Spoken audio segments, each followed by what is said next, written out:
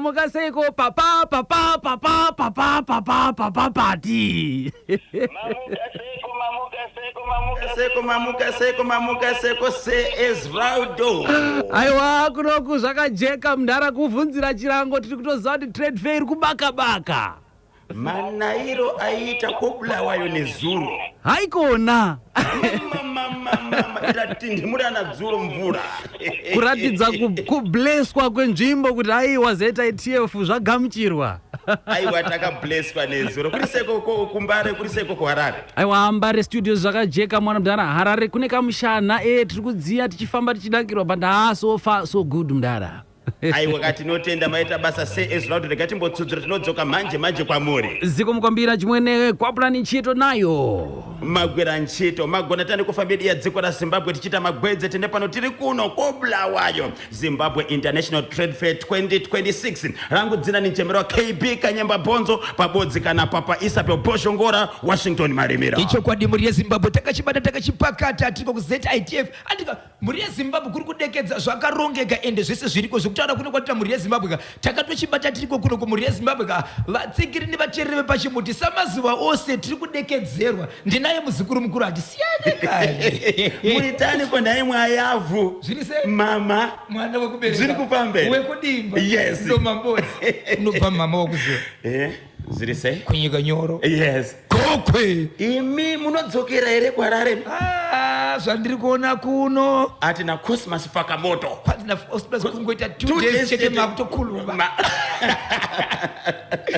ziri kupambere Cosmas Fakamoto Cosmas Kamoto tinotenda Zimbabwe day number 3 Wednesday 22 April 2026 yes official opening iriko kamangwana mtsogoreri wa dziko kara Botswana anapitira kankati mwa dziko la Zimbabwe kwa ntsiku zitatu pamwepo kapari kuitaka usabwira wakudiyezana kwa madziko mawiri ya mweya asi sikade kutaura zvakawanda babesa byo ndedzipi dzimwe dzenyaya dzamakabatira Zimbabwe nasi icho kwadi muri Zimbabwe ndakabata muri Zimbabwe nyaya yandinayo pana pandeye ku headlines yemukwasha akaenda kunozvisungirira pamba pambuya vake apa bebe mai vemukadzi akakane tambo yakanotora mudanga vatezva rairoro ndoro akazvisungirira vananga nematambudziko chikonzero changa chiri chei ndokusaka tauya mukoma KB ngavabate vakadaro ndine nyaya muri Zimbabwe yekwamusana panapa yekuti musi wa 18 April musi wa independence kune mavillage anokwenda kuita maviri ane dzimba dzakatsva kusanganisira imba yaSabhuku dzimba dzinokwenda kuita 5 murenda village raSabhuku muchete kuenda paSabhuku repa next zvakare dzimba dzichitsva but ndiri mukati mekutsvaga nyaya iyi ndakuita ndinoona kuti mu village makatanga kutsva imba last week nguva yakapera zvakare makambouya futi zvakare mudzimba idzodzo maidyiwa mbudzi nemapere mbudzi dzaidyiwa nemapere alright iko zvinozvikutsa kuri kuita dzimba zvakare dzimba dziri kutevera zvakare dzimba idzodzo dzakadyiwa mbudzi nemapere ndo dzaitsva asi dzimba dziri kutsva idzi makicheni chete ndo vari kutsva saka panoitwa sei babesa byo zviri kukonzerwa nei ndoenda pachinhoi nyaya yemuroora akaita mwana wekutanga mimba ikabva wepiri akafa ari mwana wetatu mimba yechi4 iko zvinozve mukadzi uyu aita mwana akabarwa but vamwene vakashevedzera kuti ndaisaziva kuti zviri kuitika zvese izvi zvichazoda kuti mwanakomana wangu aite mwanakomana saka mwanakomana ndichagara naye pese pandirenge ndiri ndichachengetedza kuzama nepese pandinogona chazonetsa ndechekuti zuva rechi11 mwana akabva angoshayikwa mumba ende ari mwanakomana one day nyaya ikaiswa kumapurisa repiri ichitsvaga rechi3 mwana hasi kuwanikwa vanhu vakati ngatifambei mukufamba kwemwana ariko akazoonekwa kuti aine mwana variko vafambe kusvikanzi taurai kuti mwana aripi imemi vachipedza kungotaura ndobva chimomomo havachatauri ndobva vati ndiri kukumbira bhopoende munipe vachibva vapiwa bhopoende vachibva vatonyora pasi kuti endai pakati ndo pane mwana asi mwana wakawanikwa ari kumba kwavabva kwakakusingawaniki mwana ari pasi pedura zvakawanda tibate muri yeZimbabwe tinazvo vanenge vane nyaya vachida kuti vadzisvitse kuna papa Isabe kuti dzitsudzure pachimuti Boshongora segment muni patikatani namba zantedo zinititani icho kwadi muri yeZimbabwe munotibata panhamba dzisina chipomero namba dzisinganyadzisi inhamba dzinoti 0771 545 025 0771 545 025 number 1 musai bipa 2 musatambira paidi 3 musafana ne private number kana mandidana kuti ndizosvika kwamuri atichakwanisa kutaura tese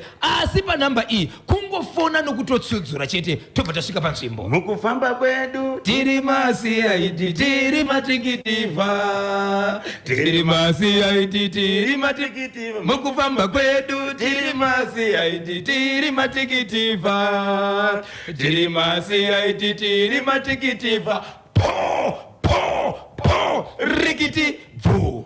sudzurai baba Isabel chakuyamba nacho nokuti munguva shoma iri kutevera tichazotaura kana comrade kuda muntsaka tinzwe kuti vakatibatireko. Paka chinhoi chinhoi chiri kuti tani icho kwadimbo yese Zimbabwe ndiri mukati mekufamba mukati mekutsudzura nekufafedza dziri kuitika matimana wose nyika ino yaya ndiri kutaura mburi yezima mukati menzvimbo yekuchinhoi yakaitika ndiye kuti izvo kune muroora akaroorwa akauya pamba ine pamuviri mazuva ekutanga muroora ine pamuviri amweni vakashevedzera mashoko ekuti izvo handikwanisi kugamuchira muroora anouya ane pamuviri chikonzero handisi kuzoziva kuti pamuviri pauya napo panapa ndepe mwana wangu here kunyange ndisiri ndaidanana naye asi ndinoshevedzera ndichiti mwana wangu usagamuchira mukadzi anouya akatakura pamuviri nokuti kunze kwenyika uko kune mapere nezvikara zvakawanda waziva sei kuti pamuviri ndepako matitsi chakaitika kuchinhoi muroora akatizira pamba ari mwanakomana ane pamba atizira pamba kudaro akauya ine pamuviri auya ine pamuviri amweni vanova amai vemurume wachibva vachivedzera kuti mwanangu ndanga ndichida muroora ende muroora ndinomuda ende ndinoda kuti uroore asi chandaramba pazuva ranhasi ndechekuti ugotora kana kuroora mukadzi anouya ine pamuviri pake nokuti kunze kwabva munhu uyo kune vanhu vakawanda zvikara zvakawanda mapere nevanhu vanogona kutamba nemukadzi uyu vakawanda variko saka zvinogona kunge pamuviri pasiri pani pasiri pako iwe uri kugamuchira wazviziva sei kuti mukadzi uyu ndewako nokuti anogara kumba kwake anomboshanya kwaanoenda but iwe usipo sei uchiti pamuviri ndepako ndaramba muroora uyo handimudi zvikanzi kudini nemwana mwanakomana ndokuenda kunana mai guru ndokuenda kunana tete nedzimwe hama vakawanda vachibva vatora mwana achivagara naye pasi zvikanzi muri kuona mishi yakawanda iyi vakaroora nevakaroorwa mukatsvaga nyaya iyi nyaya yekutizira yagara iri kumuroora imimi dzimwe dzenguva tikada kutotsvaga mutori nehama yakatoroorwawo ichitizira ndizvozvo saka musakanganisa mwana nokuti mwana uyu ari murudo nemukadzi wake kusvikira mai vanzwisa ndikutora mukadzi mwana uyu achingobera mwana muroora achiuya pamba achingoita mimba iyai mimba yekutanga yakauya naiyai achingobara mwana haana kuita mazuva achibva afa ndokuita imwe mimba ichibva yafa ndokuita mwe mwana achibva afa wechi4 waiko zvino uyu ndobva abarwa akabarwa ari mukomana vese vakanga vari vasikana uyu auya iko zvino zvemukomana zvikanzi navamwene ndafara ndaisaziva ndichiti mwari vandifungirei kuti ndisabata muroora asi zvandabata muroora unoda izvo ndasiziva kuti mwari vaida kuti ndizobata muroora womwanakomana nekuti vanhu vese vanga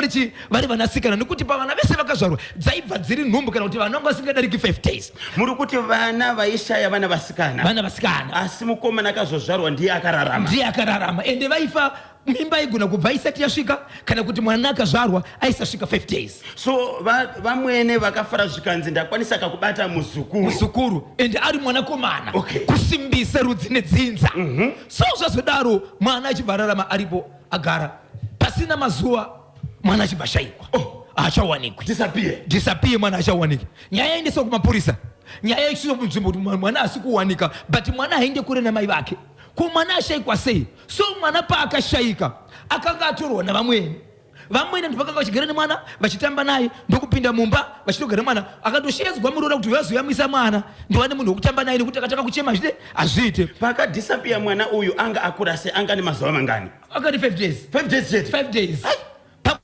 kutanga vaita zvokufa zuva razodhisapiya iranga ni 5 days ndobva mwana 2 days lechi3 nyaya yaripotwa vaenda kunotsvaga mubatsiri wokutanga akasvika akataura kuti inini ndiri kuti ndikapinda matare ndinoona mvura ichinaya kuseri kwemvura handina zvandiri kuona akauya wepiri zvikanzi ndinoona mhute hapana chandiri kuona wechi3 ndiye akazoti inini ndiri kuona amwene makabereka mwana but kuti ndione kuti ndizvo izvozvo here kaundi rini kuona vamwene vakati amozi kunyeba muri kuona nokuti ndini ndakapedzisira kunge ndiine mwana ndizvozvo saka muri kutoona saka tiri kuda munhu anozoona kuseri kuti mwana aripi tibatsirei iyeye munhu iyeye ndiye akazoshedza umwe wake achibva uya ipapo auya zvikanzi nyaya iya haiitirwe pano ngatibudei ngatiende musango ndokuenda kune rimwe gomo riri mukati menzvimbo iyoyo vaenda iko vada unokwidza gomo zvikanzi navamwene inini gomo handikwidze zvikanzi amukutadzi kukwidza gomo ndimi makanga mune mwana uyezve muri mubereki nokuti pamba pano hapana baba amai panapa ndimi muripo saka hande vakukwidza gomo vachibva vapiwa zvavakapiwa vakukwidza gomo zvikanzi inini ndichakwanisi ndiri kunoita plus iko zvinosvika ndiri kungonzwa mwana wacho ari kuchema pandiri zvikanzi munomunzwa sei kuti mwana ari kuchema zvikanzi vanhu vari pane mwari kunzwa kuchema kwemwana here zvikanzi hapana zvikanzi kwete zvikanzi regai ndikwanise kuvabatsira ndobva vatura vakaisiwa mubhurangeti handizivi kuti chakaisiwa munamato kana kuti mbanda vachibuda imomo vachibva vataka kuti kwai muchitaura kuti ini ndine mwana zvikanzi hapana taura ndimi mwana ndimuri kutotaura zvikanzi pandasvika iko zvinozvo pana amai auya here zvikanzi cheche yanzvedzi yavo vanhu vanoziva sei mugomo zvikanzi ngakuburuke munhu pasi adzike anovagamuchira ndokuenda kunovagamuchira hanzvadzi yeye akabva aende mudzimai wavo kureva kuti muroora achibva asvika zvikanzi amai avo toda kuti titaure navo but kana tichida taura navo pane mhepo ichabuda paari but mhepo itati haikwanisi kuteererwa nemumwe munhu asiri hama tikukumbira hama mugoteerera mhepo iyi imimi kwaichakuudzai kuti endai ndiye muchaenda ikoko vachibva vaitwa zvavakaitwa pepo vachibva vataka kutaura iri mhepo vachitaura iri mhepo mazita ataka kutaurwa naamai ava mazita amai vamai vavo vakafa gogo zvikanzi nemubatsiri ndiri kuzama kuti inini munzwe kuti mhepo iri kutaura pa ndiye kwenyu haisi feki kana chimwe chero saka mazita ose ari kutaurwa ikumashure aya ndiye kumusha kwenyu imimi kwakabva mai ava asi ndaita kuti idzike kuti imimi hanzvadzi yemunhu uyu mukwanise kuziva kuti zviri kutaurwa nemunhu ukaweka ndezvekwenyu zvikanzi raita zvina basa takutaura nyaya yemwana zvikanzi izvo zviri kutaura kuno kwatiri kuita mandishungurudza mazviitire zvamuri kuita dzokerai kumba mukadzokera kumba mwana aripo pasi pedura izvezvi vanhu vakati pasi pedura choka tikadzokera tinoona zvanzi mwana ari pasi pedura iko zvinozvo ndokudzoka vari mhepo iwo saka amai ndovakadzoka vatungamira hanzvadzi yavo iri kumashure zvika ndinobatsiri vamwe vese musapindira pakati keverai kumashure ndokutevera kumashure so dura randiri kutaura mhuri yezimbabwe rakavakwa sezvizvi zviya zvokuti vamaonesa matombo pasi kana vanocherera matanda koiswa imba inovakwa iri pamusoro pematanda zvokuti kana nguva yemvura ikanaya mbudzi dzinopinda pasi muchero newemunhu unopinda ipapo ndopanga paripo ipapo mwana ndopakanowanikwa aripo ipapo vanhu vachisvika ipapo vari kuona mwana ari kuchema aripo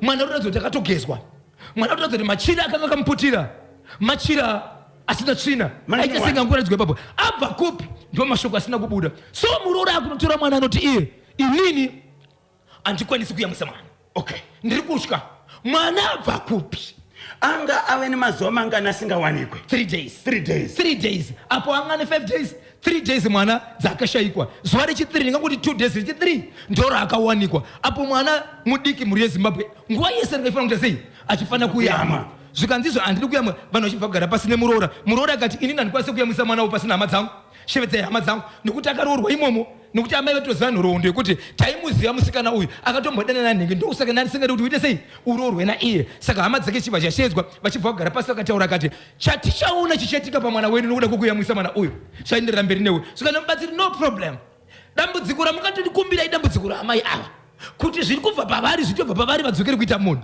asi mwana wenyu imimi nemwana uyu correct no problem but zvaangatida kushandiswa tiri kuda kuti vagotaura vamwe vavo vavakavimbisana nawo pamusoro pemwana akanga abudiswa uyu mhepo isati yabuda vachibvotaka kurondedza zvikanzi kana takutaura mhepo yemwe munhu shedzai sabhuku nokuti kwakutaura mamwe mazita evanhu vasipo panapa kuchibva kwashe umwe munhu akataurwa ipapo mukadzi wasabhuku anga nechekuita nekuti kwemwana angatomirira kunzi mwana uyu paachapedza mazuva asingaoneki vaita zvinhu zvavo so sabhuku achibva ati nyaya ichatoda kuendesa kwamambo asi nyaya iri kunetsa ndeyekuti iko zvinozvi veukama vemwana vashedzera nyaya vachiti iwo takunzwa sabhuku achiti iye kana makaona mwana wenyu kana mwana wenyu asingarwari kana makabatsirika zvakanaka zvichaenderei kumberi chienderei neupenyu hwenyu ndichauya chiti pamba penyu ipapo ndoudza amwene venyu kuti garai zvakanaka nemuroora sezvo ari muzukuru wokutanga saka havachanzwisisi chii chiri kuitika tinotenda zimbabwe mainzwa kaye kuchinhoi tumirai ka pawhatsapp kana text message panhamba inoti 0773238096 0773238096 mambuye makutetekera kamakubva kamfeso mutundi washangani pabodzi kana sutu tichabwera katichikwanisa kakuverenga mamessages anu tifuna kubwerera nditu ku ZITF grounds yes aripo nditu achiboneka nyemba bonzo alongside Boshongora halo apo muripo here vakomana tiriko kuno mwene ndanga ndakuda kutouya kaipapapa ndakati machedwa masikati muri kuenda kurufaro stadium kuda Scotland na Dynamos shuwa mwene tenge tiriko Scotland dimbate takazara kuti ta live pachimtengo. What's your prediction? Scotland inenge ichitoda baba. Mwene don't forget kuti Dynamo sika iri kubvina mpira wapadzuludzulu. Yeah, ini chandaona hangu musiyano uripo Dynamo yekujiwa 5-0 pa Castle Challenge haisiriyo iripo mazuano. Ndizvo chaizvo. Saka panogona kuita patantari patamfupi apa. Mekanika zabve pabodzi nakuona kuti tichafamba tani kuRufaro Stadium masikati ya ntsiku ya lero uno. Chabwino zikomo kwambiri chikurire.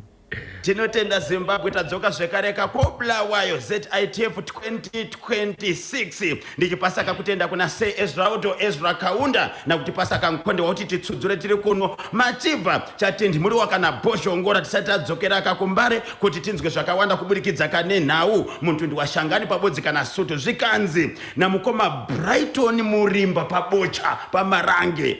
Gore rino varowi muchapinda busy hokoyo nevabatsiri manyama. Okay, rega tinzwe kuti ndiani momwe akabata matono. Amai vakadaro vanorwadzisa vanoshungurudza apa ndiye mai nyakubereka odaro mukadzi wemwana anenge achiedzaka kuita sei nemhuri yemwana kana huri huroyi. Ngavabve vadaro mhuri hanzi havabve vadaro mhuri yavo here. Ndachema zvangu ndimutsiroka vese vakabata chimuti Victor Katiyo Tinashe Gotora Alec Gweja Boss London British Chingaipe Kelvin Jwawu Addington Mkwanya Primal Liba Denford Chari Constable Gwena pa Epworth Police Prominent Mandombo Regai Samuel Gwaya amai makoni kuchitungwiza Esther Kanengoni no Dynamos 2 Scotland 1. Wow, ninchemero waka the radio inspector Shekman Matono ndiri ku Cranbourne. Oh, kuriseko ku Cranbourne nasi machinzwa chatsudzura na Papa Isabel yendira patsogoroka nacho chirongwa chato Boshongora segment. Tinotenda Zimbabwe regaika pari zvino timbonzwa kuti ndiani akatibata mati kudini koni inyaya iriko kuchinoi yatsudzurwa kana Baba Isabel. Right, ndiri kuona messages ari kuya zviri kunzi nyika inoka tichadzidza zvakawanda nawo varoyi ava amai avo vekuchinoi varoyi havabvarure machira. Dynamos 3 Scotland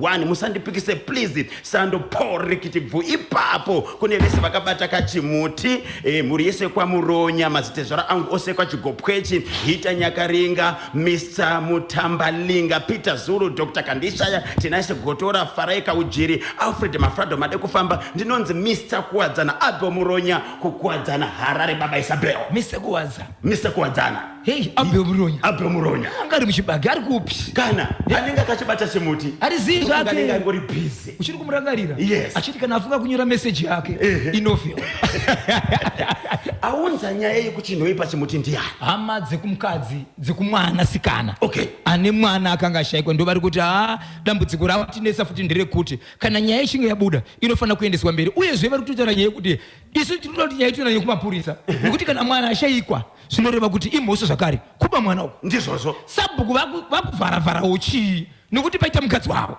kuti Sabhuku vari kuvhara nyaya nokuda kwekuti pane mudzimai wavo. tiri kubatwa pana Fred madekufamba all the way from Gweru. Yes. Ari kushevedzera kuti Sabhuku varimo futi havasati vabudiswa zvakani Sabhuku vanenge varimo. Vamweni avo ndavatya hangu vanobata zvemhando yepamusorosoro ndinonzi Chipo Jokonya ndiri kuCloud Park koBulawayo. Chipo Chipo ndo pana makuerereka tichaona shumba makuerere Cloud Park. iye Chipo rega timbotaura kaya nepublic relations. Kana akakwanisa kuuya Yes. timbomutsvagira ka something Anofanira kucheneswa magunanzi. Asi yegaka vakawanda vana Magumede vana Chadhogodha Mimebere Edimo Mando Chidhoma kufa ndiMwari vana Boniface Mujongondi. Okay, rega tibve morning mukoma KB na Bozho Gogo ava havana moyo avo dai mubatsiri akavarega vachingohwa mwana achingochema munzeve dzavo vose negrupu ravo. Sabhuku ngavaendese nyaya kwaMambo vava kunyara nokuti mudzimai wavo arimo munyaya iyi. Ndinonzi Witness Munanga koBulawayo kuMorning Side. Nyaya irikutaurwa namukoma Witi ndiyo yekuti nyaya dambudziko ngaripere. Yes. Uyezve nyaya ngaende kwaMambo asi pekuti dai akavaregera chidaro chinonzi kupedza dambudziko apafani kusara paine chinhu. Ndizvozvo. Either akakonzeresa neakakonzereswa mubatsiri anofanira kuziya dambudziko risinaite sei rapera ndokupedza dambudziko. Saizvozvo zvavari izvi. Mwanakomana ari kuti sei mushure mekunge zvabuda pachena kuti amai ndiwo vanga vadhisapisa ndiwo vanga vanyangarisa muzukuru. Mwanakomana akabva aita kundosvedza hama dzaamai vake kuti dziwepo haana chaari kutaura. Okay, akangonyarara asi akanoshedza hama dzamai vake kuti ingonzwa nyaya. Akanzi mashoko anoti vana mama nana sekuru ndibatsiriwe pakutaura, nokuti akanzi izo dzimwe dzenguva akataura mashoko mangwana achanzi wandipfuma. Iwo vana sekuru hanzvadzi dzamai nehama dzamai ari kuti tani kunyara, vari kunyara, pane kunyara kushona muroora ari kuti kudii. Muroora anga kushikasha, muroora pane zvinhu zvatotomira nehama dzake kuti pamwana uyu ndoita sei. Akanga aramba kuyamwisa mwana, aramba kumwayisa mwana, hama dzake dzikaunganidzwa kakara pasina vanhu kati aiwa yamwisai mwana mushure meshoko kubva kumubatsiri kuti aiwa no ndiri kuona hapana dambudziko kumwana, hapana dambudziko asi chichazouya kumashure toita sei. Vanhu vachiva hama dzemwana mwanakadzi dzikati chichauya kumashure tichapedzera neveukama. Saka chiti vana sekuru vari kunyara nezvakaitwa nehanzvadzi yayo. Innocent Manyoso pamvurwi zebra cross arachipata chimoti. Aiwa gara obvious. Baba Isabel inotenda Zimbabwe. Baba Isabel pane chimwe chiri kupisa re chamungada kukutsudzura kumuri yeZimbabwe. Ichokwadi muri yeZimbabwe ndiri mandiro mukati mekufamba mukati mekufafadza nekutsudzura dziri kumatima nawo senyika ino ndizvo chimuti makabata mamukaseko mailenso chimuti makabata mukubata pachitungwiza ipapo panonzi pa DZ extension wamukaseko sabhuku karamba boss chinenge chimuti makabata wamukaseko Joseph Ototseda pamuchena makanika chawa chimuti makabata wamukaseko Edith Muzimbabwe gumede bisare kwa Bulawayo chatugota mimbeberi Boniface muchongodi chimuti wakabata kudaro paka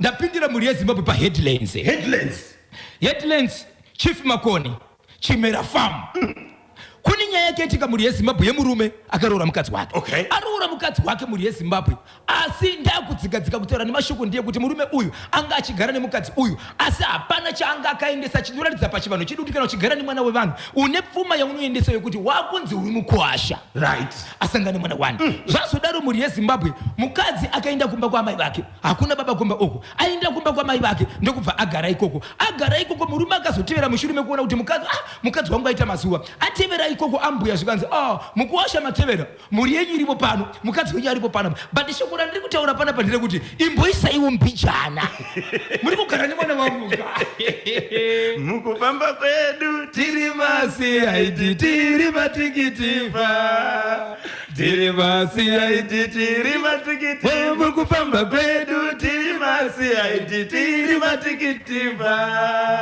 tiri masiaiti tiri matikitifa rikiti vu Martin chani chiraitika kuheadlines. murume akaroora mukadzi ndokugara nemukadzi wake ndikuita mwana. Okay. Asi murume yanga asina zvaakaendesa kumba kunobva mukadzi uyu kana kuti kudherera here hakuna baba kuna amai. Mukadzi akabva aenda kumba kwamai vake aenda kumba amai vake zvikanzi namai mwanangu gara hauna chauri kugarira chikonzero hapana chaukapiwa yatinoti pfuma kana kuti roora mutema wedu pachivanhu kuti kana uchinge uchida vanhu uchigara naye achizokuitira mhuri anofanira kuroora ndokusimbisa ukama. Ndizvozvo chaizvo. Zvadaro Zimbabwe mukadzi paakaenda kumba hana kudzoka murume achinotevera ikoko akatevera akatenderwa kupinda pamba asvika pamba zvikanzi mukuasha mauya ndakuona ibhate musati matora mhuri yenyu imboitaiwo mbijana. Mukuasha ndobva abudisa $20 20 years. Okay. Akabudisa ndobva agamuchidza ambuya ndo ambuya vakaigamuchira. Alright. Havana kuirapo vaigamuchira kudaro murume amwene ambuya vakazobva pamba ndokuenda kwavakaenda murume nemukadzi vachibva vasara pamba kudaro murume ari kuzama kunyengerera mukadzi kuti handi mukadzi achiparamba atsika chepakati ndofunga mukadzi ndiye akazoti kana kuti amai vake kuti $20 ndiri kuti mboita umbijana iwotasita $20 akushaina mati vanga vane nguva yakareba sei vachigarisana murume nemukadzi uyu. Mwanai andinazobvunza kuti mwanai. Okay. But mwana umwe chete amai vabuda pamba vasiya mukadzi nemurume vari pamba ndokuzama mukadzi achivatsika madziro akati handisi kuenda. Nguva yekurara yakakwana murume ana kudzokera kumba vakuenda kunorara Zimbabwe pandoona pakasimudza mhepo denioroshi uri beautiful wakachwemba iri beautiful. Taurai. Nditsudzure. Rega timbonzwa vateereri otsudzura chii chakazopaka kuti murume uyu akazomuka akazvisungirira pamba apa but musati maziva kuti akazvisungirira kufunga kwenyu chii chakazoitika chakaita kuti murume uyu azvisungirire. 0773238096 kanda WhatsApp message kana text message ipapo munofunga kuti chii chakakonzera kakuti murume azozvisungirira mukadzi akaita sei ave manheru. Kurumbidzai 0773238096 kana right pa WhatsApp kana pa text message. Amaiwe regati mbonzwa ndiani ari pachimuti. Ndiripo pachimuti ndakachibata ndinonzi Panashe Matangira kwachikwaka mubhuku rekwa Bhosha. Yes. Akalibata Panashe Matangira. Panashe Matangira. Okay. Anzi kudini? Okay. Akarariswa muimba yake ega. Ndinonzi Langton Chingoma pa Major Brown ku Glendale.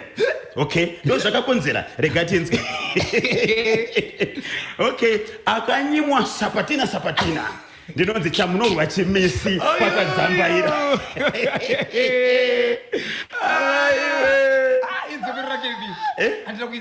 Yarasika. Regati tsvage.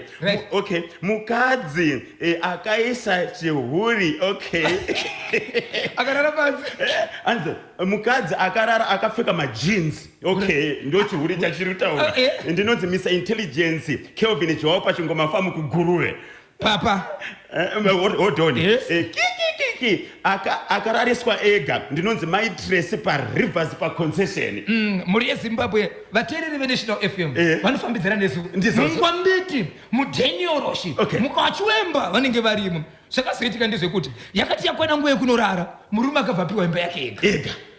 Ndobva arara kudaro muri yeZimbabwe. Usiku amene pfungwa dzako yepapo kuti mukadzi ndewangu ndamutevera ndabvisa 20 dollars yesori yekuratidza kuti ndiri mukwasha wenyu ndararisiwa mumba mangu ndega sei ende pfungwa dzake pamwe dzakafunga kuti kuye mukadzi uyu mumba maari akamborara nani. Murume achibva buda usiku ndobva aenda kudanga remombe. Kune mombe inosungwa ikoko ndofunga inopaza inorara ikasungwa netambo. Achibva atora tambo yemombe iyoyo ndokuenda pasi pemuti wemuyadhi ndobva achisungirira. Ambuya vachimuka kusene vari kuona murume akarembera. Mukwasha akafa. Saka mukwasha akazuraya nechikonzero chekuti akarariswa ega muimba. Yange yatokoraka kuti 1 mukadzi aenda asi kudzoka 2 ndatevera mukadzi ndarariswa mumba mangu mega ndobva mukakasungira. Izvezvi kutaura kuno kwatiri kuita muri yeZimbabwe munhu akatoisa mapurisa enzvimbo iyi akatora munhu achibvaisa mumochari. Saka mukwasha ari mumochari mushure mekuzvisungirira pamba paambuya atevera mukadzi wake ati ndipe mukadzi wangu ndiende naye achibva aramba akunorara manheru achibva ararisiwa mumba make mega mukadzi mumba make mega achibva muka usiku akaenda kudanga remombe akatora tambo akasungirira pamuti. Family yedziko raZimbabwe muri kuti pata katiri kuno kuZimbabwe International Trade Fair ZITF 2026 rangu dzina nichemerwa KB Kanyemba Bonzo pabodzi na Bozhongora Washington Marimira. Tirimo mukati machirongwa Bozhongora segment ichi chiri kufuna ndimi ichi. Icho kwadi mukoma KB vari kubvunza kuti chakatika nyaya yakaitika kuHeadlands kwa Chief Makoni panonzi pachimera farm. Ndo pakaitika nyaya vanoda kutsvaga nyaya mukaenda pachimera farm kwa Chief Makoni Headlands muchasanga nenyaya munhu wandiri kutaura chiri mochari asati achengetwa. Handiriya simudza mubhadha tirove pakadzikadzika handiriya simudza wana ndirove pakakumbira handiriya maika mai vangu handiriya simudza mubhadha tirove pakadzikadzika simudza mubhadha pakadzikadzika simudza mubhadha.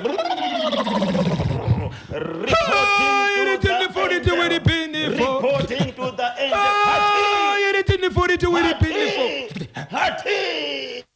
Ndiani kwakatanga kuna matamadenga twende Nicodemus Mwayamutswene ndiani kwakazotevera pakunaka Leviticus akanzi ndiwe uchapinda denga pasokani ndianiko akapedzesera pakutenda Mother Mary piorota Roma sipaini fatapitani pro afana tusipekishani mturaima jumanda wakachiwemba kimenikia si binditi horoma jaini oroshi wiri bindifo woko chwempo si binditi horoma iti jaini oroshi oki oroshi oiri po rikiti vo Headlands muri kuti tani tipateni tibve kuti munitani 0773238096 WhatsApp kana text message tibve kuti anitetekera ari kuti tani. Okay cheku Headlands icho amake nosta padankwesi. Okay varoi okay ichi ndechekuchinoi varoi hoko yoyo imi zvakaoma mufunge takakubata zvakanakisa KB mundichengetera ukabhozho ikoko ita happy birthday kuna Boss London British ngaipe Nimrod chakandida and Philemon Saidi ndinonze mainosa padankwes loud and clear kepe bora blato yako musuwe sand hoko iboso Highlanders amafula nyama ndima kepe arida kuzongoiti turu vataza kuti turu zavo. Okay, Zimbabwe ngatifambeni tense nkati machirongwa ichi tinzwe kuti munoti kudiniko 6. Baba Isabel Boshongora, nyaya yanetsa yepa headlines. Nyaya yanetsa yepa headlines. Zviri kunzi ko murume uyo sei akazofunga zvokudaka kuzuraya. Si chakapaka kuti uzvidaro.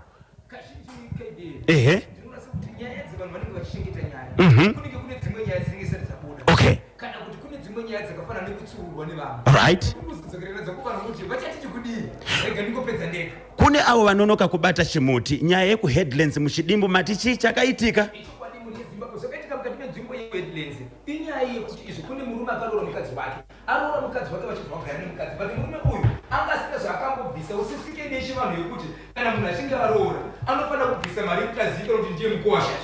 Saka mwanakadzi akabvaenda kuvabereki vake kumba kwamai vake hakuna baba vakashaika aenda kumba ikoko achibva gara. Okay. Uye kudzoka murume akaona mukadzi aita nguva asina kudzoka. Murume achibvaita sei achibva atevera mukadzi achisvike kuzokadzi naambuya naye mukwasha atingogarire vana vevanhu pasi chete kabvisa imbobvisaiwo mbichana kuti mukadzi aite sei auye kumba mukwasha akangobvisa $20 ndo yakapambwe apambwe $20 ambuya vakabva papa vachibva siya mukwasha nemwana wavaripo avanambopikisa kuti chokwadi rimungaripa $20 yauye kuti murume azara nemukadzi ari kunyengetedza mukadzi inofanira kudzokera kumba mukadzi akabva tsika madziro kati kumba ini handisi kudzokera handizivi kuti kusada kudzokera kuti akasadi murume here kana kuti aireva kuti mari yakabviswa pakataura mai vake mari ishoma yakwana nguva yekurara ambuya amai mukadzi akaenda kunorera mumba mavo mukadzi akaenda kunorera naamai vake murume achibva piwa imba yekurara kuti arare ega aenda kunorera ega amirizo usiku takafunge kuti nini kapiwa imba yangu yekunorera ndega pamwe pfungwa dzike dzakati mukadzi wangu anani seenda piwa imba ndega achibva kuda usiku ndobva aita kudanga remombe kudanga remombe kune mombe yaitosungwa netambo ita zvekupoya achibva tora tambo iyo yakasunga mombe achibva tora tambo iyo ndokubuda nayo ndokuuya paruvazhe pamba pamuti uri pamba ndobva asungirira ipapo amuvakona muti vakasungirira ipapo so vanhu vachazivi kuti chakonzera chii nematambudziko. Baba Isabel aunza nyaya pachimuti paNational FM ndiani? Hama dzemunhu akafa mukwasha vari kuti kudini? ndo vari kuti isusu hatina kunzwisisa kuti nyaya yakaitika zvakanaka here nokuti kana nyaya vanhu vasina kuroora vakawanda mukati mekugara vasina kuroora pane mabatirwo adzinoitwa ihombu kuti munhu anofanira kuroora kana asina kuroora augari nemwana vanhu mahara but hadzina here mamwe maitirwo anoitwa nyaya kuti kana munhu asina kuroora munofanira kuti muite sei nyaya itarwa zvakanaka pasina rufu sezvizvo. Zimbabwe mainzwa kanyaya yeku headlines ingotumira WhatsApp message kana text message pa namba dzinoti 0773238096 0773238096 zviri kunzi pamwe weku headlines akasangana nechikomba usiku paakabuda mumba achiti anorasa mvura panze ndosaka akazofunga zvokunozvisungirira ndinonzi shingi tigere kwaramba ndiri kutafara. Asi kana ukasangana nechikomba ndizvo here zvinokupaka kuti uite sei uzuraye unoita sei chii chakaitika? Varume hatina hana dai varume varume hatina hana dai varume taita pfungwa yokuita kamurume uyu ingadai takafa tese zvokuda hanzi zvakuda bhozho akashinga moyo rongeka zvinhu zviri kufamba kwazvo kanyemba nyaya dzakawanda mapata chakuchinoi mukazotsudzura kacheku headlines yes inyaya dzese dziri kuitika idzo ende takadzipakata tinadzo nokufamba kwenguva zvinhu zvinenge zvakarongeka tiri mukati mekuenda nadzo. Tinotenda Zimbabwe kune vese vachangotibata nhasi tiri kuti tikatsudzura kunoku kuZITF 2026 todzokera kakumbare kuna CS Daudo tichitengesa nokuda kwekuti kamwedzi wasvika kwamvura yechakamakumbo tinenge chidaka kubhadhara kamarenzi. Papa Isabel pane chimwe chiri kupisa here? Icho kwadi muri yeZimbabwe ndiri mukati mekufamba mukati mekupfapfedza nekutsudzura zviri kuitika matimana wose nyika ino ndinenge ndakachibata ndakachipakata muri yeZimbabwe. Nyaya ndoda kutaura pana pamuri yeZimbabwe inyaya yakaitika mukati menzvimbo yekuchigweru kwachiundura Chief Gambiza Sabhuku Maketo. Muri yeZimbabwe nyaya inorwadza inosuwisa. Kune vanhu vakanga vachiita atinoti manyaradzo vari mukati mekuisa manyaradzo kudaro kune amai vakadanwa vakamira saamai kuti vari kuenda kunochema. Munozviziva pachivanhu chedu hakuna guva kana kuti nyaradzo inoitwa pachivanhu chedu pasina kumira amai padhuze. Yes. Amai vakaenda vakamira saamai vasvika ipapo amai vakangoti iwo ndiri kunzwa kubayiwa ndiri kunzwa senge ndabaiwa amai vachibva vatodonha vachibva vatofira ipapo panyaradzo ipapo vafira ipapo mhuri yeZimbabwe vanhu vakatorwa vakaendeswa mukati menzvimbo yechipatara kunosvika vanoiswa kumochari yakwana nguva yekuti vakutakurwa vachidzoka vachipinda kuiswa mukofini kofini rokutanga rakaita kuti ivo vachienda imomo zvikanzi havachakwani vachibva iswa mukofini repiri zvakare zvikanzi havachakwani vaiswa mukofini maviri rechitatu ndirakazoiswa kuti vazokwana but vadzorwa panzvimbo aiwa mhuri yeZimbabwe vakanga vauya sepolisi kuti vari kutakura vanhu ava kwanzi motokari yakanga iripo nedzisimbi dzinoruka paguva ipapo dzakatanga kudonha dzega zvokuti vatadza kuziva kuti chii akazovigwa zvavo but vanhu vakawanda vari kuchema kuti chii chakamboitika kuti munhu auya panyara amai ofha afira panyaradzo ipapo akangotanga kuti ndiri kubayiwa achibva afa aendeswa kumochari kofini rakaiswa pokutanga rakanzi hasi kukwana rikaita diki rikafota repiri zvakare rikaiswa rikaita rifuta zvakare nyaya ndiri kutaura mhuri yeZimbabwe vanenge vachida kuitsvaga kwainowanika nzvimbo iyi inowanika kuchiundura kwa Chief Gambiza Sabhuku Maketo ndokaitika nyaya iyi vanenge vasida kunzwisa ndinonika papi mukaenda kwa chief ikoko nepauchiri kwa Sabhuku muchadzwa nyaya iripo iyi amai vakuda kunoradzikwa ipapo polisi kanga iripo simbi dzakatanga kudonha dzega vanhu vakazotora munhu kubata nemaoko kunomuisa muguva vega ava vatodzokera vachiti hatichakwanisi kumira pano chikonzero nguva yatanzi tinofanira kushenda tiri panapa yakwana zvinhu zviri kuitika mukati menyika yeZimbabwe Kanyemba tiri kutsudzura tiri kunoka kuZimbabwe International Trade Fair 2026 mkati machirongwa Bozhongora segment rangu dzina nichemera wa KB Kanyemba Bonzo alongside Washington Marimira kana kuti Bozhongora kedha akatsuka kuti shi izvo zvitatsikwa ka neutekwa utungamiri hwepamusoro kuona ndikatarisa uko ndiri kuona chapese newazati BC ndiri kuona Honorable Minister Dr. Jemusoda Pemseki mabandiki mangwana Dr. yes umpelisa ndiri kuona ka ayaya CEO Baba Sugar chukela chagonda tichawachinja zita regai kati mboita mukana umbosangana ka na Dr. Jemusoda werani muzakare pano minister werani muzakare ava timborowa ndini avadi kumutswa ere timbovamutsa mangwana kudai timbovamutsa live pasivuti muri bwanji Honorable Minister of Information Publicity and Broadcasting Services makadiniko ndiripo wangu makadiko munosimba ere ndiri mupenyu kana makadidi wewe kuri sezve kare kumuzarabani north sure ndoko constituency kwandinobva kwakanaka toda kumbotsudzura pachirongwa Bozhongora segment the hottest mid morning show in Zimbabwe munokwanisa ndimi dzerudzi ndimi dzedu dzatinoita pano kana tapinda mungwambiti yedenga okay idzo dzinotoda Bozhongora okay simboteererai okay yeah, all right Honorable Minister vari mustudio tiri kuno kuZITF babesa bell ziri kuita kudiyana ziri kuita kunyangutana 13 minutes past 12 tsudzurani TV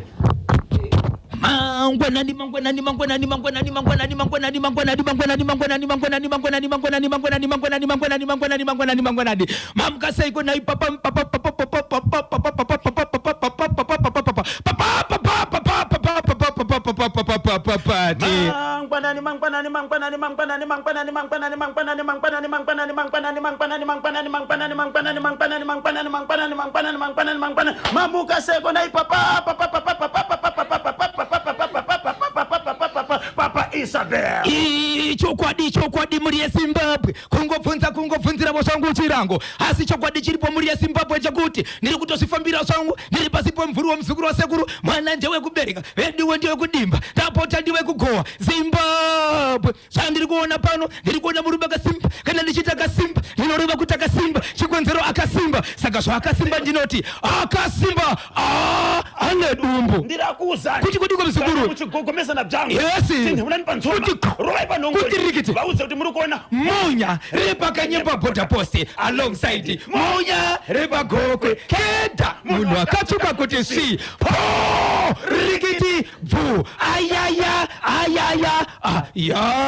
hapana chidhindo panoda chidhindo hapana chidhindo Joshua hapana chidhindo panoda chidhindo hapana chidhindo Joshua hapana chidhindo panoda chidhindo hapana chidhindo Joshua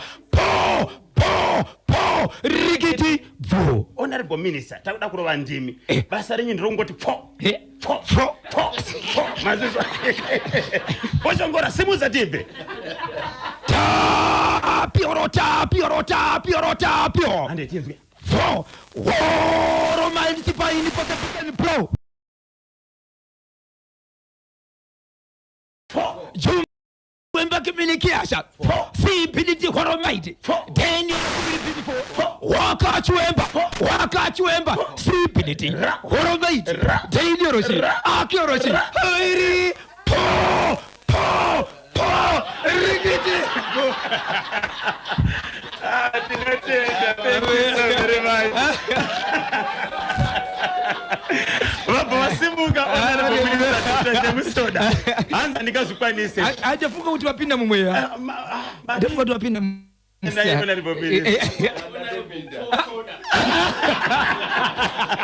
aiwa tinotenda nekuyenga mazeti Baba Isabel papa yes chatsipa nekutekwa utungamiri wepamusoro yes so regati mbonzi kuti waliwa vaterere vanoti kudini kone ichi mati ndichekupi chekwa chiundura right chekwa chiundura kuti munhu anofa but achizonzi kofini yaiswa yaramba kukwana kofini yaitwa yaramba kukwana kofini rimwe chete but munhu achizozikana kuti mutumbi wake wakamira sei yes tiri kuona pana patiri ngokandirwa ka mari ora chimbogarai pasi timbotaura pane mutereri angosvika zvikanzi ndiri kunakirwa nezvamuri kuitwa makadiko baba tinosimba Border Post alongside Boshongora tiri kutaura nani muri kutaura nababa Ncube yes baba Ncube ndeve kupi ndeve kuGwanda Gwanda hayi Zululiana yebo Zulu liyana ndaona masvika muchibva manakiro nezviri kuitwa naBosho naKanyemba mukati p chelete ukwenzela ukuthi imphimbo liyeqandisa umphimbo nxa lisuka lapha ngilibonile wena ebizo lakho ngoBorder Post lo ibizo lakhe ngubani kati Munyare hayi ngifuna ukumphelami ngifuna umphelami into encane kuthiwa yini into encane ngokuthi okuncane phela lokho into okuncane into okuncane lokho phela umzimba wakhe la lokho akwenzayo akuhambelani phela saka inini Border Post wena Border Post so Bosho bathi sidalake ndiya ngiyakhohlwa mani kodwa ngibenilazi ekhanda sengikhohlwa ukuthi ne voice azwirali sengikwazisaye vaviri vatatu vasara kupi kuGwanda ngiyalibingelela abantu beGwanda Reserve ngikhona mbingela lemuli yami lonke salibonani ngikhona kakhulu kuBosho lo Kanyemba vele ngibathande kakhulu ku radio but namhla ngilabo ngibabonile ayiwathi matisithandiya leshiya ibanqobe Bhinqobe ayiwakathwa lumba lokho magwira nsito mabasa siyabonga atisi kudzoka kwaRarare tiri kukhala kuno kana taneta toenda kuGwanda don't worry rambai makabata pachimuti manje paka Mondoro chako Mondoro chiri kuti kudini icho kwade muri yaZimbabwe ndapindira ndiri mukati menzvimbo yepa Mondoro ndapinda pa Mondoro pane nyaya yaitika muri yaZimbabwe mukati meguta reHarare baba vana vanokona kuita iwo vanokona kuita iwo vakutanhatu asi pavana vatanhatu ava vana vashanu ndeve imba imwe chete mwana mumwe chete ndo imba yekunze baba vakambobuda vakaenda kunze kunoita maricho ndo kubva vadzoka vakabata mwana kureva kuti vakanomitisa mukadzi asi vana vashanu ndeve imba yekutanga inova imba yenamai vari pakati vanogara pamba vana kuberekwa kwavaita vese vakura vane kodzero kuroora asi zviri kuitika mukati memba iyi zvakaoma vana vanga vari mukati mekufamba vakafanana nevanakomana pavakaroora hapana ari kuona kuti abonde nemwanakadzi wake vese vanonzwa vaine ring mavari 10 euro shiwiri benefo wakachiwemba kiminiki yasha vanonzwa vaine ring yakavabata pamitezo yavo vari vanakomana amai kuenda kuchipatara nekubata nemaoko nemaziso azvioneke but unotonzwa kuti ndakabatwa baba vazvakare pavanasikana vavainavo vakakwanisa kuvaita zvokuti angorara kana kuti aita bonde nemwe murume kuzvimba dumbu kana kuzvimba vakombo nokutorwara nokufa asi vari vana vavo kureve kuti havana chavanga vachida wani mwana musikana ataka kurwara iye zvinofana kuti zviitike kuvarume zvakataka kuitika paari ndokuenda kuna hanzvadzi yake inoshanda basa remurumende iri mukati meguta reHarare mukomanda uya handisina kunyara kumba kwangu kwakadai kusvika hanzvadzi yeshedzera kuti neniwo ndo zvandiri sisi toita sei hanzvadzi komana nehanzvadzi sikana kusvika vaunganidzana vakwana ndokufamba toita sei kwavakafamba svikanzi tikuone kumba kwenyu baba venyu ndo vari kuita zvinhu izvo but vangotaura izvozvo zvobva zvatonyararwa hazvichatooneke hapana kwachaziko kwenda zvose zvavharika vakafamba kuna vanhu vakawanda maprofita nen'anga kukazoitwa nemumwe munhu 1 zvikanzi ndinokumbira ndimbosvika ipapo nokuti panguva yamunongotaura nyaya iyi zvinovharika ndokubva vanosvika pamba kumhondero nezuro vakasvika kumhondero kumapasi 3 vasvika kumapasi 3 ndobva vamira kunze zvikanzi pamba penyu handisi kupaona but ndine muti wandiri kutsvaka ndikangoona muti iwowo ndasvika pamba zvikanzi chenyu ndiratidze chiti kuti village rino ndiro ratinogara ndine muti wandiri kutsvaka mukoma KB vakafamba zvikungotevera misha zviyazvo zvekuti vanhu vatokuita senge vari kufamba neroad vachifamba zvikanzi nemubatsiri pana pa ndo pamba penyu vanapa vana zvikanzi munonyeba hapasi pamba penyu zvikanzi aiwa ndo pamba penyu vana vese kuvharika mukoma KB kusaziva kuti vasvika pamba pavo zvikanzi chandiri kuona ini ni muti uyu ndo pamba penyu uyu zvikanzi tatodarika dzimba dzakawanda kubva mumba kwedu zvikanzi kwete zvikanzi baba wonaika ndiye munhu wainayo ndo pamba penyu iri ipapo zvikanzi kwete panapa ndo pamba penyu so pamba apa zvikanzi kana paine vanhu ngatidarike nepo tibvunze nguva yakafamba ida kunopinda paruvanzi ndo nguva yakavhurika vana vese kuti ndo pamba pedu muti uye maonero vanga uchiuita hausiriwo vapinda muya ndinobatana kuti ndio muti wopamba pedu uyu yes so baba yangu batana kuti mamutora kupi mubatsiri wenyu nokuti vanhu vese vakauya pamba hapana kataura nezvemuti uyu mubatsiri achibatana kuti izvo muti wamuri kuona panapa uyu mukautarisa muhombe kudarika dzimba dziri pano baba ava vanga vachigara pamba pevabereki vavo ndokubva vapiwa stand vachigara pamba pevabereki vavo pavakapiwa stand havana kuenda kunogara pastand pavo nguva iyoyo vakamboramba kwemakore vari pamba pevabereki asi vaine stand yavakapiwa pavakapiwa stand ndo pavakaenda kunodyara muti pastand pavo nokuti ndiye mwanakomana aitoenda kubasa achiritira vabereki so vabereki vasatirawo zvakare kuti mwana akasire kubva pamba nokuti ndiye aitira chi vabereki but kustendi wake ndokuenda kunodyara miti yake pamba apa patori nemimengo patori nemiorenji asi muti uyu wakapfumvuta mukoma KB zvekuti kana uri mumvuri kupisa kuri kuitika izvo kwagara ipapo unonzwa kuti ndakagara mumvuri but vakabva vaudza kuti munokwanisa here kutaura kuti muti uyu muti rudzii ende makamboona here kuti nyange kuchipisa muti uyu unoita mashizha akatsva ungori green zvikanzi mukatarisa muti imomo mukati memashizha akawanda mutori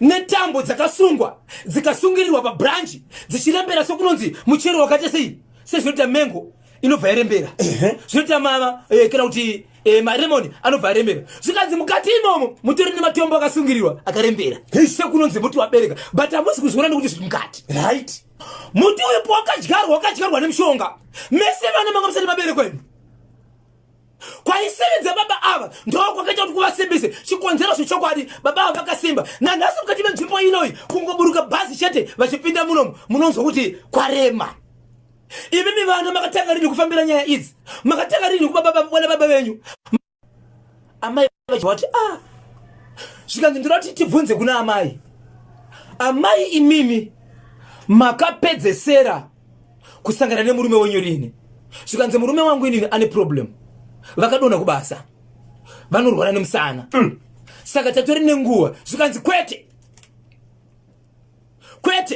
murume wenyu imimi hachisiri nemutezo wakakwana mutezo wakatengeswa ndokubva wagadzirwa ndokubva wasungirirwa muplastiki uripo zvakare pamiti zvinhu zvakaturikwa muti mukati umu uripo zvakare mutezo wapapa uri musengamo haisi nyaya yekuti vari kusangana nemi havana chokushandisa maisabheo baba ava kana kuti mudzimai uyu vakura sei kana ndisingakanganise baba amai ndone 67 years. 67. Amai ndione 67. Okay. But makora baba Ari pamusoro. All right.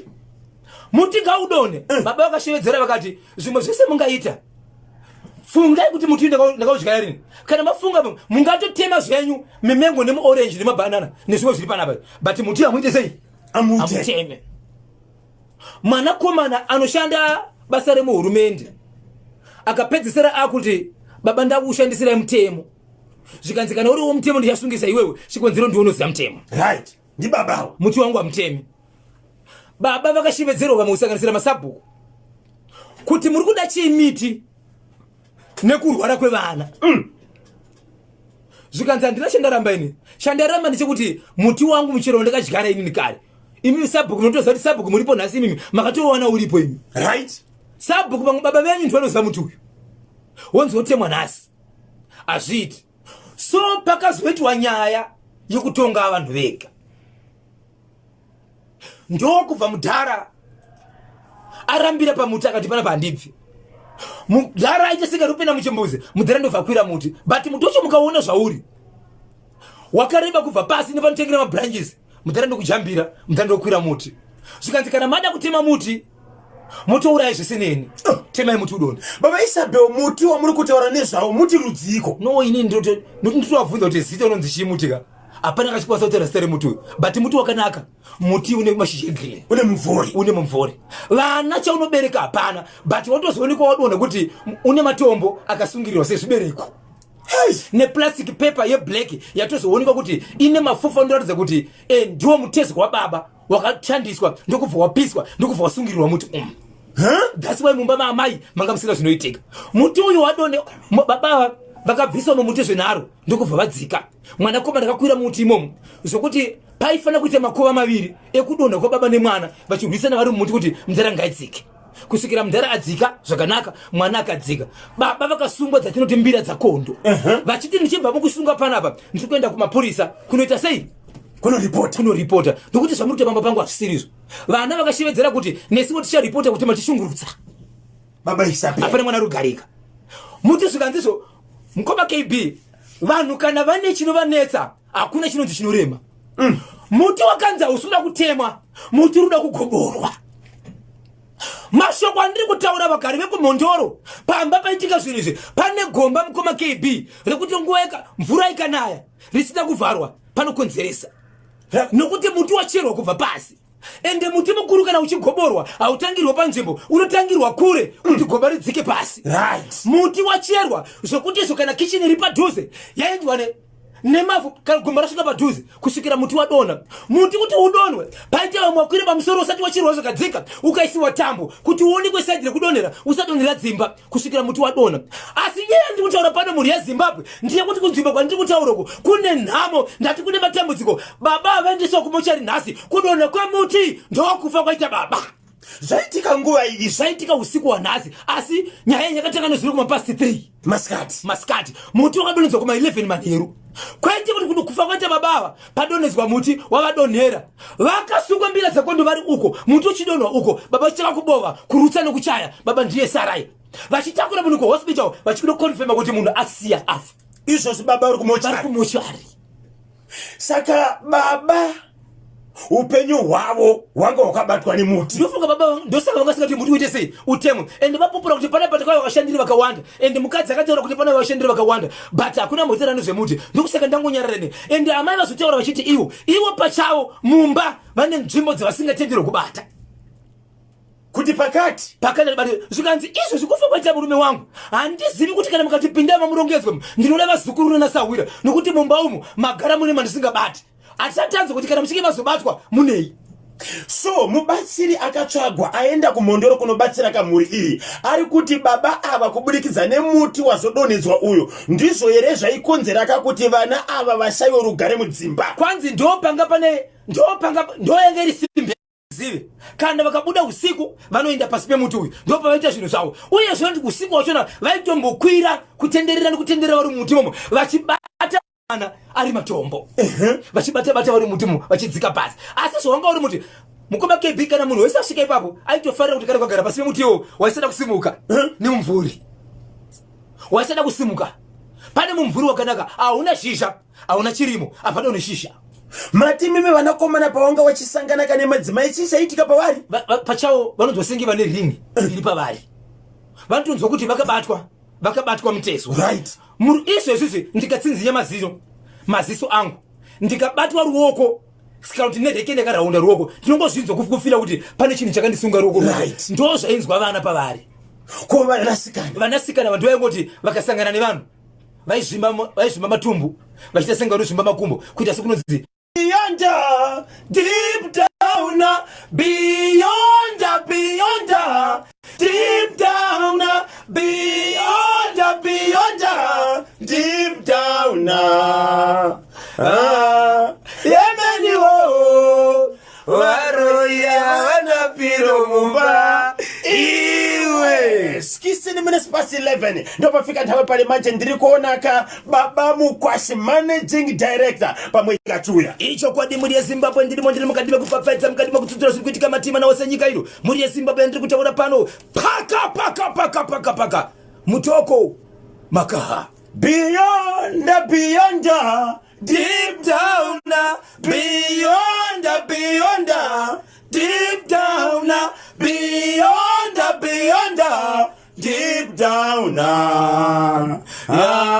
yemeni wo varoya vanapiro mumba iwe Mutoko Makaha chiri kuti kudini icho kwadi muri yeZimbabwe ndiri mukati mekuri vane kutsudzura ndichiti pane murume ane mukadzi wake hanga ane mwana negore 9 manzi ndokubva abva mukati menzvimbo yeMakaha ndokubva aenda kune imwe nzvimbo iri pedyo ipapo inonzi kudombo ndokubva aenda zvake kunova ndokuna sisi vake vakaroorwa nemurume wavo kunova ndokune Mukwasha ndokuenda nemukadzi wake ane gore 9 manzi asvika ipapo ndobva vagara ndokuita 3 days mazuva anokona kuita 3 vakagara vari pamba peMukwasha pamba pasisi ende chokwadi peukama unogara ukasununguka vapedza kugara ipapo vakazobuda mukoba KB vane nzvimbo dzemanheru vachishevedzera kuti ivo vane kwavakuda kuenda asi akabuda kuri kuma 8 manheru achiti Mukwasha sisi wangu pane kwandiri kubuda ndoda kuenda nemudzimai wangu tombonoshandirwa kwamadzimai nenge vafamba kudaro vakasvika pedyo pane umwe rwizi runoyambuka takuenda nzvimbo inoshedzera kuti nyanga vabva mukati menzvimbo yeMakaha tenyoro shibiri benefo vakachiwemba kimiziki acha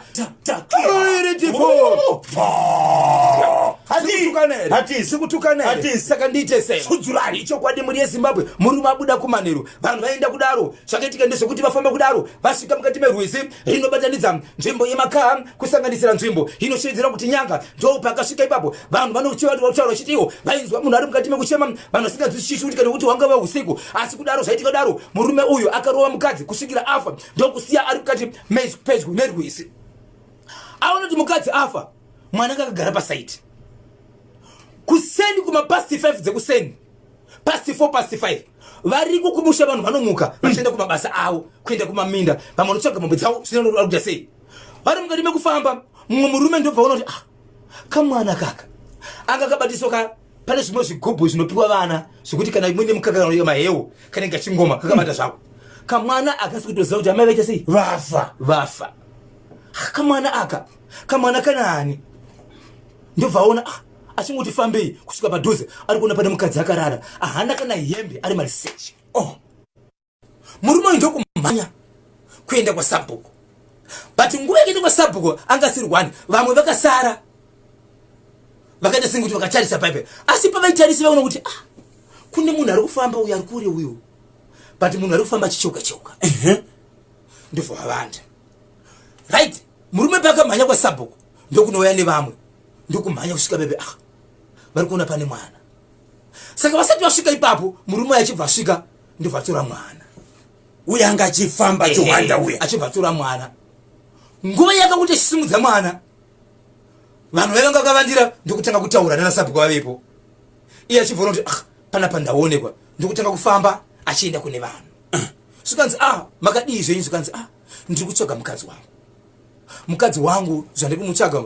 handisi kumbomuona asi panapa ndaona ndaona mwana zvikanzi iwewe unobva kupi kuwai wangonanga kuri kuti ndokune mwana kusiri kukunogara ndokuzooneka kuti murwizi ropa ranga rakawanda rimwe riri pamatombo kuri wakaita kwaita mukadzi kusei wangonanga panapa yes taura nyaya yako kusvikira vanhu vashedza mapurisa kusvika murume akutozotaura kuti amukadzi nditakaita sei ndakauraya mukadzi ndakamuruva ndakadai but pamukadzi uyu mhuri yeZimbabwe pane zvisipo zvisipo pamukadzi zvinhu zvakafanana neziso, zvinhu zvakafanana nezino, uyezve kugotsi uku avazvinzwisa kuti chichakaita zvisinge pakachereka here pane zvakaitika.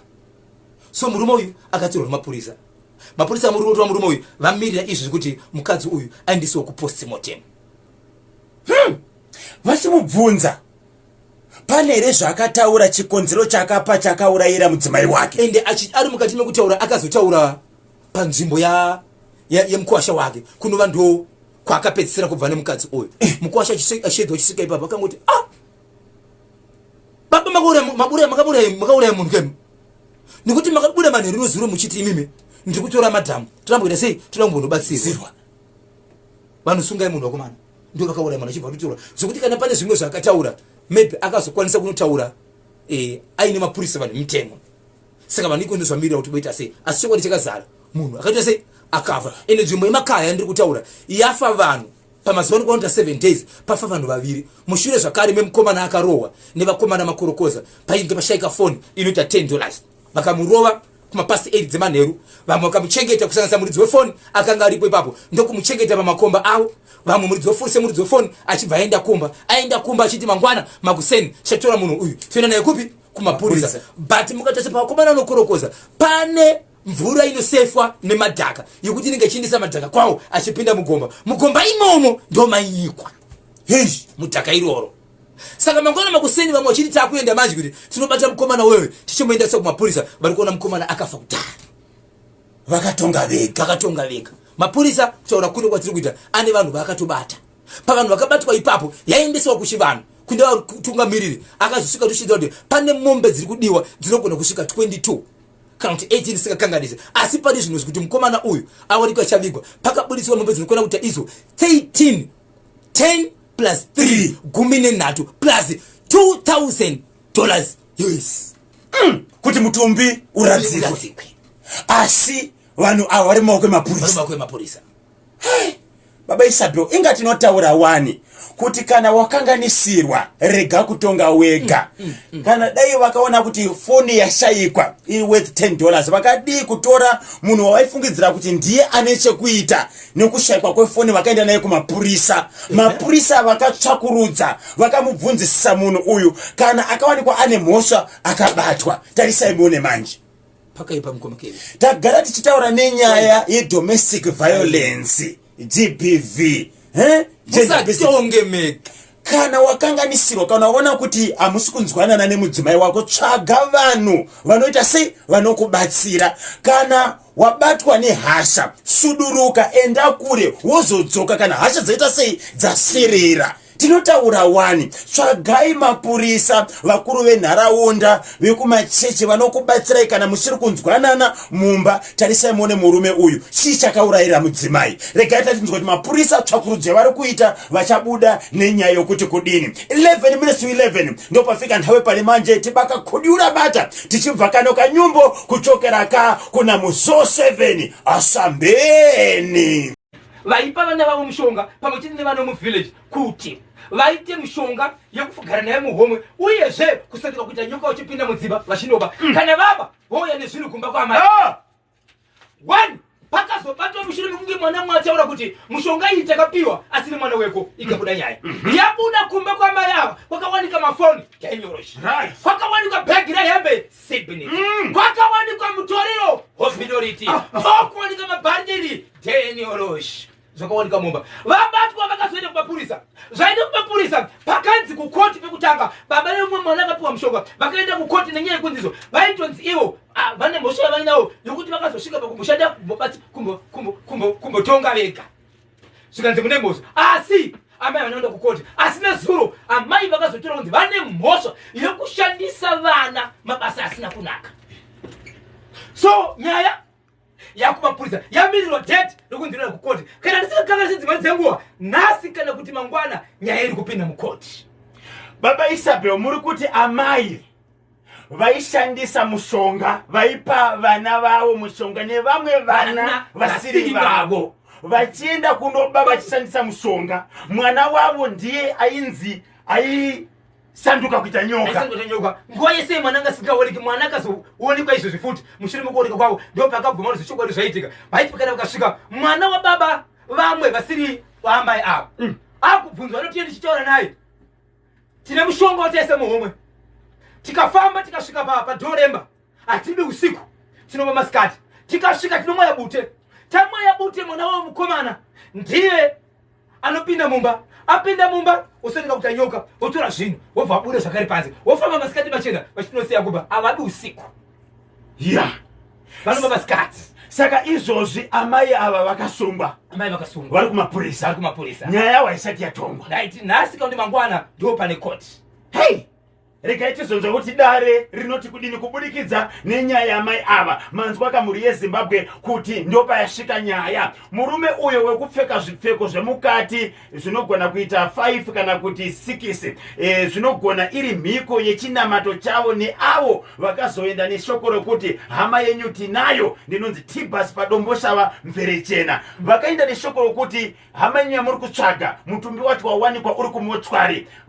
Vanozivana here ni hama dzemufi? Aiwa, avazivani hama dzemufi. Vari kuzvitora sekuti kana mukauya pachipatara, isusu tiri pachipatara tinoona nezvakati nezvakati. Saka tauya kuzokuzivisa kuti hama yenyu yakarohwa nemota musi wakati, yakaitwa hit and run. Yaitwa hit and run, mukomana uyu paakauya pahospital akauya asina kufa achitaura. Ndo paakatizivisa maadresses epano. Right. Saka izvezvi kusora kwazuro aifanira kunge ari muchikwata chakavigwa vanhu nemabhanditi.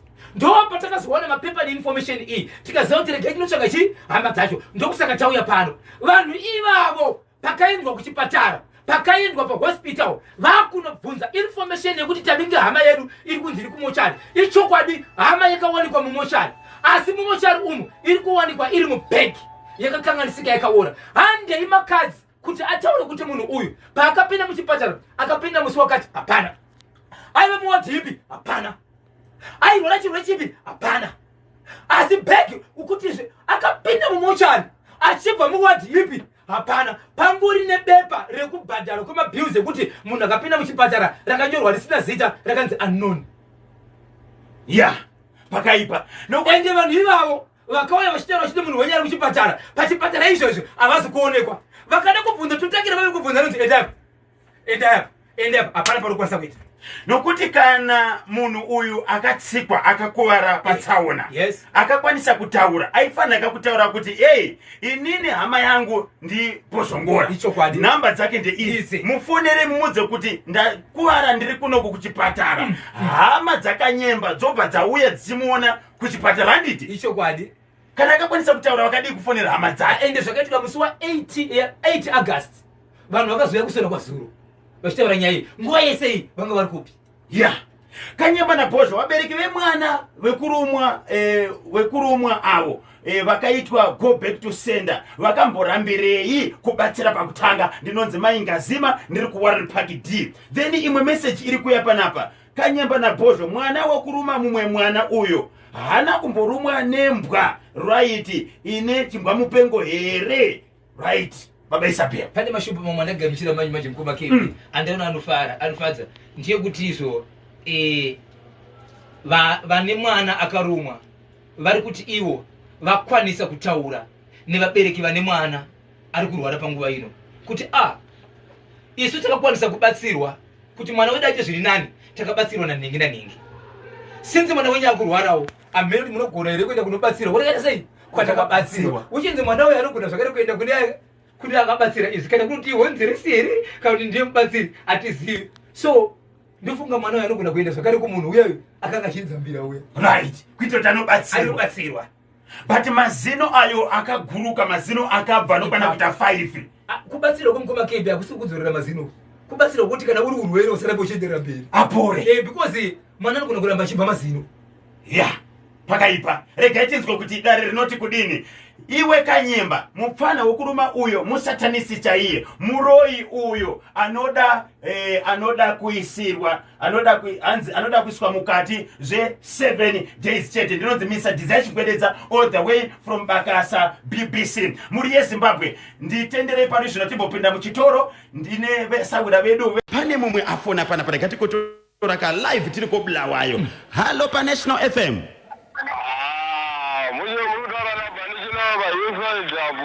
Mati tiri kutaura nani? Labani chinawa. Muri kupi?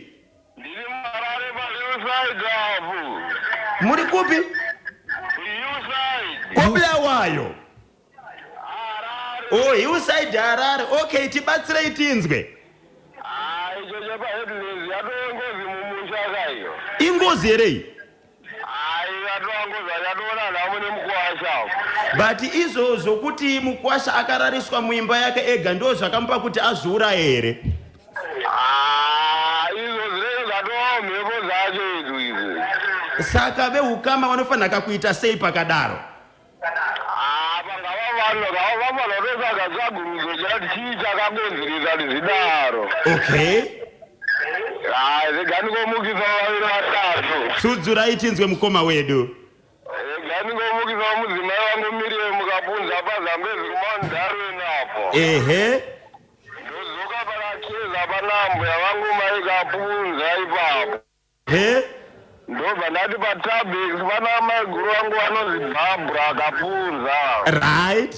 Ndopedzisira nera vangu vese vakateerera chimuti kudaro. Aiwa katinoenda muwe nenguva yakanaka. Aiwa tatinda jusi. All right, thank you so very much tinotenda. Aiwa ka gai katinzwe kuti vamwe vanoti kudini kubudikidza kane ichi Boshongora segment live tiri kunokoka kwa Bulawayo Zimbabwe International Trophy 2026 ita 4 kuna Trimo Liba Kelvin Joao tichaona makwerere gaisa murugwaya Victor Katiyo Addington Pkanya London British Chingaipe Shekman Matono Peter Zulu Andrew Kambasia Langton Chingaipe Ruramai Gonyora ndi ambassador Tinashe Gotora Pasolomia. Okay, zviri kufamba ire ipapo pari zvino muri yeZimbabwe regaika tigadzira kupinda muchitoro nevasawira vedu veGrain Marketing Board GMB. Wow, varimi tine good news dzataka kubatirai. Okay, vasati wapinda muchitoro babesi mbotora ka nhare mbiri nhatu pana patimbonzwa kuti tiri kutaura nani vari kupi 0713938538 kana ngotumira WhatsApp kana text message pa National FM paita Munango. Hello pa National FM. Pakanyemba nangoma bosho kushikwa mweyo. Kunoko kuri right tiri kutaura nani? Rington Chingoma pa Major Brown pa Glendale. Kuri seko ku Glendale. Glendale kwakanaka kuri seko Bulawayo. Ko Bulawayo kuri kudekedza Bulawayo inono. Aiwa Bulawayo gara iri inono. Ndinoda kubatawo icho cheche uyu choche munona tinya yakafanana iyoyi. Awo anogona kutaura saiti rawo ere kuti ndo zvakaitika but iye murume uyu akazopa afanenge pachizotaura aifanenge pachizotaura saiti rake but apa zvisinei kuti iye because iwo anogona kusaidirawo saiti rawo ere kuti ndo mafiro yakaita. Panogona nge pane zvakatomubata zvekutoti iye zvisiri zvekuti anofanenge akazorarisa imba yake ega iye mukadzi akarara muimba yake. Chinogona ichataura kunzi anogona nge anofanenge ane chikomba but chikomba chinotonga chakasvikawo imwe yachisingazoti murume uyu akasiyana mukadzi akasiyana nemurume wake anofanenge aita sei anogona auya. Okay. Kuti chinoitonaitika ndechekuti mukadzi kazhinji kana maberekesana vanekuita mamuvuoni amwe ekuti murume usati wapedzerana naye ko iye akazobvumira kuti amai ake vazotambira $20.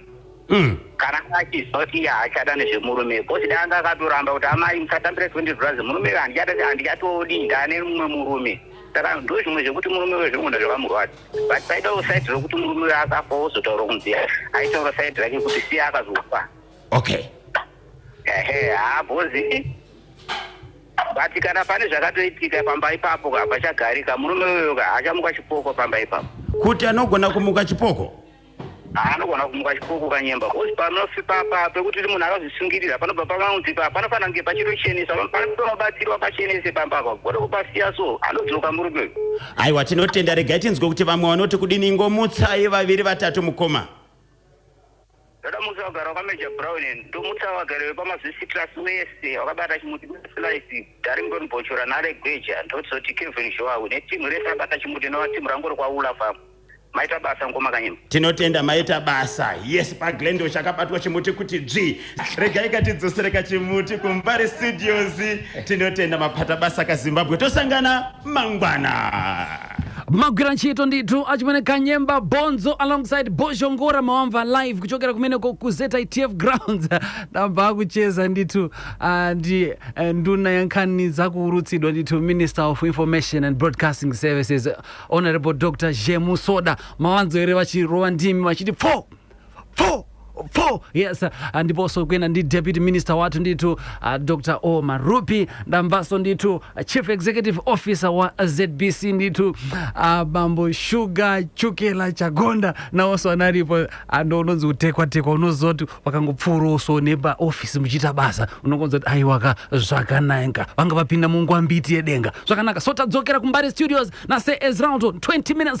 past 12 pano pachimtengo ndithu wasanena abale tikuzikwapura nyimbo ndikani ndizina zosiyana mzakanga bozi nasi ndikutaurira maZimbabwenzi nasi nditori muchiki bozi ndichipedza panapa tapedza chirongwa chedu kache the mid morning show nditika takupinda muchirongwa chedu cha malonje kupasana moni muchirankhiro chachichewa ndichingopedza ipapo pa malonje ndikuenda ku Rufaro Stadium 3 o'clock tikunomanya ne Scotland versus Dynamos live commentary pana 3 o'clock mwanamdara apana chekumirira nasi nditori tikurowa ntchito ngati ntchito tikugwira ntchito ngati ntchito